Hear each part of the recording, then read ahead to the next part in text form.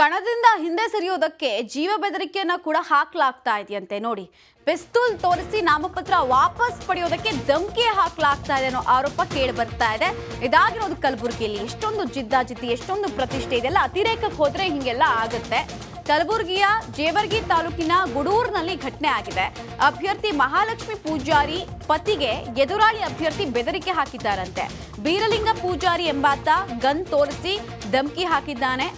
Jevargi police ಠಾಣೆಯಲ್ಲಿ ಈ ಕುರಿತು ದೂರು ಕೂಡ ದಾಖಲಾಗಿದೆ. ತಮ್ಮ ಸಾಮರ್ಥ್ಯದ ಮೇಲೆ ನಂಬಿಕೆ ಇಲ್ಲ ಅಂತ ಹೇಳಿದ್ರೆ, ತಮ್ಮ ಮೇಲೆ ನಂಬಿಕೆ ಇಲ್ಲ ಅಂತ ಹೇಳಿದ್ರೆ ಎದುರಿದ್ದವ್ರನ್ನ ಹೇಗಾದ್ರೂ ಮಾಡಿ ಸೋಲ್ಸೋದು, ವಿಚಲಿತನಾಗಿ ಮಾಡೋದಕ್ಕೆ ಸಾಕಷ್ಟು ಜನ ಅಡ್ಡದಾರಿಗಳನ್ನು ಹಿಡಿದಿರ್ತಾರೆ. ಇಲ್ಲೂ ಹಂಗೆ ಆಗಿದೆ ಅನ್ನೋದು ಗೊತ್ತಾಗ್ತಾ ಇದೆ. ಪಿಸ್ತೂಲ್ ತೋರಿಸಿ ನಾಮಪತ್ರವನ್ನು ವಾಪಸ್ ಪಡಿ ಅಂತ ಬೆದರಿಕೆ ಹಾಕಿದ್ದಾರಂತೆ. ಸದ್ಯಕ್ಕೆ ಆ ಕ್ಯಾಂಡಿಡೇಟ್ ವಿರುದ್ಧ FIR ರಿಜಿಸ್ಟರ್ ಆಗಿದೆ.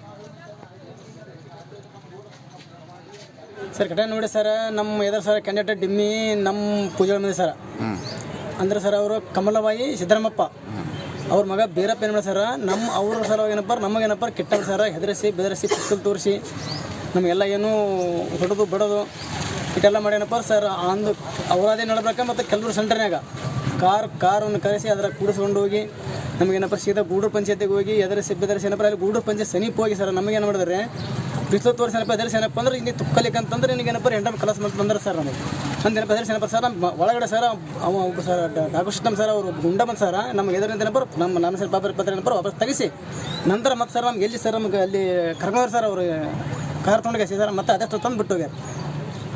ಯಾವ ಕಾರಣಕ್ಕಾಗಿ ತಕ್ಕೋ ಅಂತಾರೆ ನೀವು ಸರ್? ಏನು ಸರ್ ಅವ್ರು ದುರಾಸೆ ಸರ್ ಹೆಂಗೆ ಹೇಳಬಾರ ಸರ್ ರಾಜ್ಯಕ್ಕೆ. ಅವ್ರ ಮೊದಲ ಮೆಂಬರ್ ಸರ್ ಮಾಜಿ ಅವ್ರು ಈಗೇನು ತಕೊಂಡ್ರಿ ನೀವು ತಗೊಂಡು ಸರ್ ಅವಾಗ ಸರ್ ತೆಗಿಸ್ಯಾರ ಸರ್ ಅವರೇ ಬಂದು ಸರ್ ಮತ್ತು ಏನೋ ಹೇಳ್ಕೊತ ಸರ್ ತಿರುಗಾಡ್ಯಾರ ಊರಾಗ.